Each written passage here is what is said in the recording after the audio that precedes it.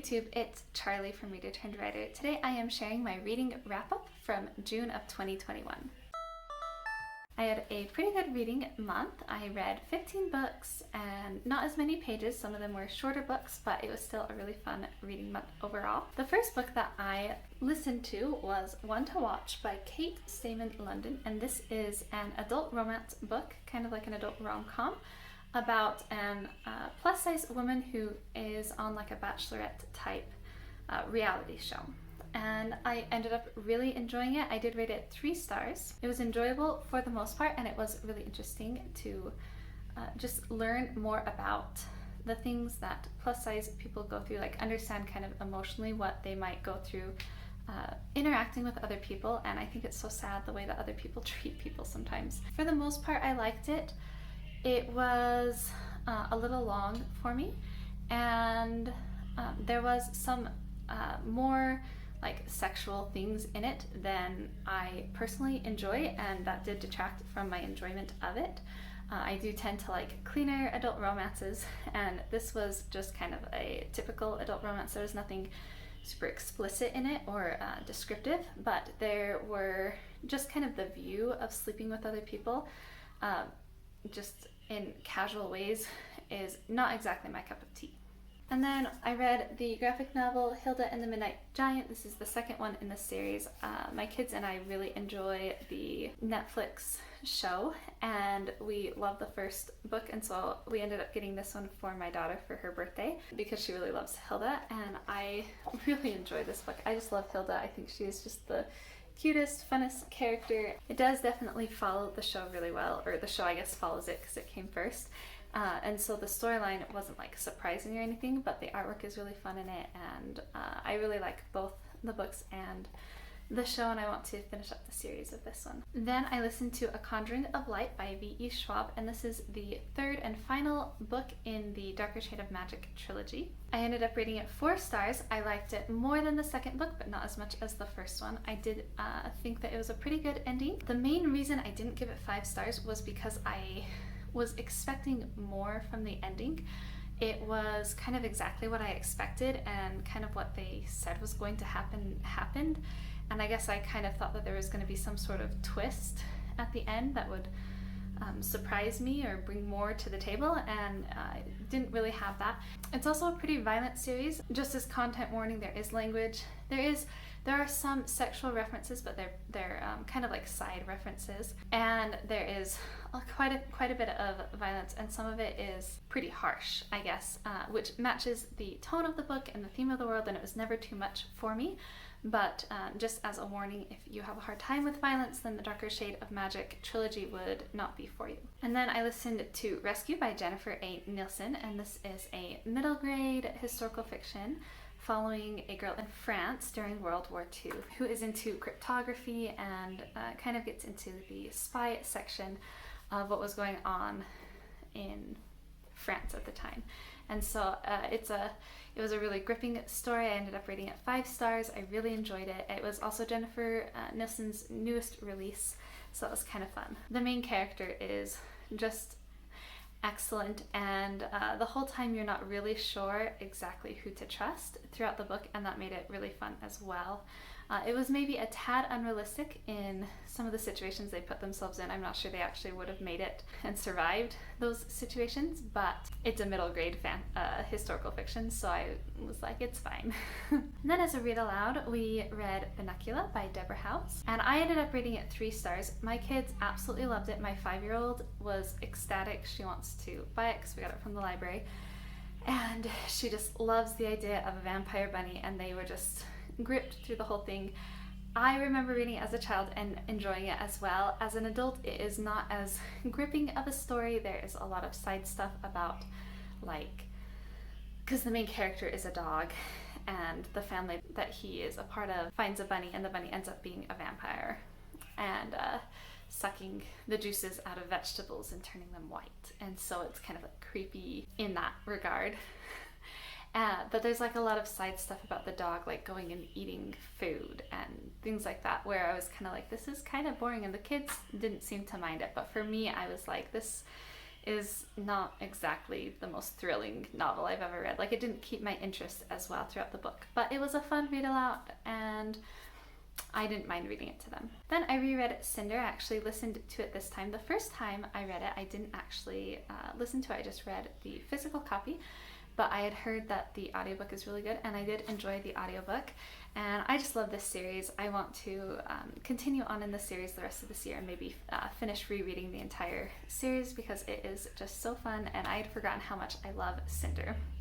If you haven't read Cinder and you enjoy retellings, then please get on that and read it because it is such a good retelling. And then I read New Kid by Jerry Craft, and this is a middle grade graphic novel about just a boy who has to kind of figure out, he's from a poor neighborhood and he ends up going to a school that is mostly white, it doesn't have a lot of diversity, on a scholarship, and he kind of has to figure out how to fit in there, and does he still fit in with his old friends and things like that. And it was a really good read. I think it's a really good introduction. Like, even for me as an adult, I felt like I was able to better understand what someone different than me would go through, and I think for kids especially it would be a really good one because it is middle grade, and so I feel like a younger audience, like 8 or 9 even, could read it and start to understand just some of the things that other people go through, or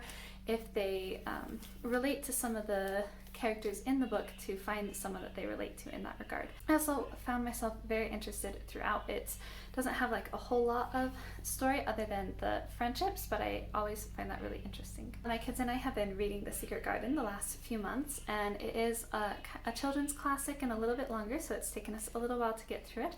But my kids did enjoy it. They liked the middle part the best, when Mary is making friends with the 2 boys and finding the garden and stuff. And the beginning and the ending were a little bit harder for them to get through because they are younger, 6 and 5.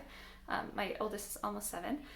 But it's definitely one that I will revisit when they're a little bit older, and I think that they did really enjoy it, and now they play games where they like go to their secret garden and stuff, so that's kind of fun. Then I actually listened to Dragon Slippers by Jessica Day George. I've been trying to read through Jessica Day George's books because there are some of her books that I really enjoy, and I think this was her very first published book, but I thought it was very well done, especially for her first. I think I actually thought it was better than some of the other books that I read by her. And the dragon aspect is fun. For me, personally, I know some people really like the dragon aspect, and then when it falls away, they start getting bored and then they get more interested at the end. But I actually lost interest at the end when the dragons came back in. About 75% of the way through, it was harder for me to get through and I was feeling a little bit bored. So I ended up rating it 4 stars because the ending just didn't do it for me. But for the most part, I did really enjoy it, and I really loved our main character and the premise of just dragon slippers. I thought it was a really cool idea. Then I listened to Dark Matter by Blake Crouch, and I rated this 4 stars. This is a sci-fi book about kind of alternative worlds and like the whole thing of the timeline splitting and stuff. I thought it was very excellent. It's basically just a sci-fi thriller, and I thought that it delivered on both aspects very well.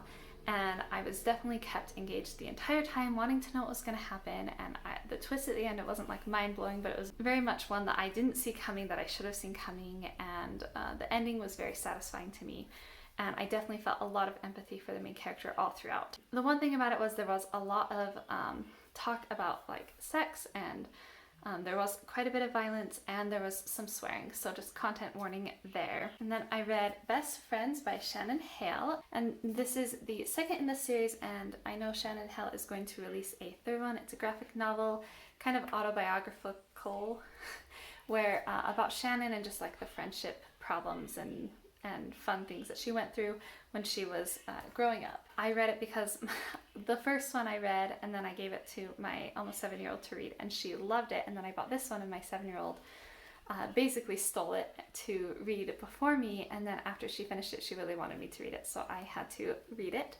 And I really enjoyed it. It was fun. I really enjoyed seeing her growth in this one, especially because at the beginning of the book, she's having a hard time feeling like she has to change herself to fit in, and by the end of the book, I feel like she grows a lot, and I really enjoyed that.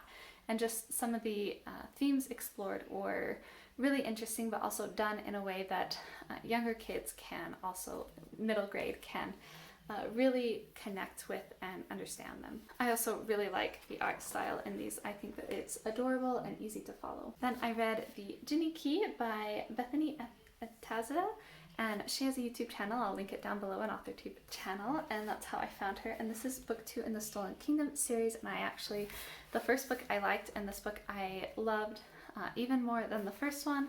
This one is an Ariel retelling, and I won't say a lot so I don't spoil kind of the series for you, but it definitely has a really interesting magic system, and the world that she comes from is just so heartrending, and you can really see the way that she took the original Ariel story and just made it so real and gripping in this book. So I would highly recommend this series so far, and I will definitely link her channel down below. The writing craft book I read this month was Writing for Emotional Impact by Karl Iglesias, and I rated this 5 stars. This is one of my newest favorite writing craft books. I'll do a full review of this another time, so I won't go super in depth, but I did get a lot out of it, and I think it's going to make my writing a lot better.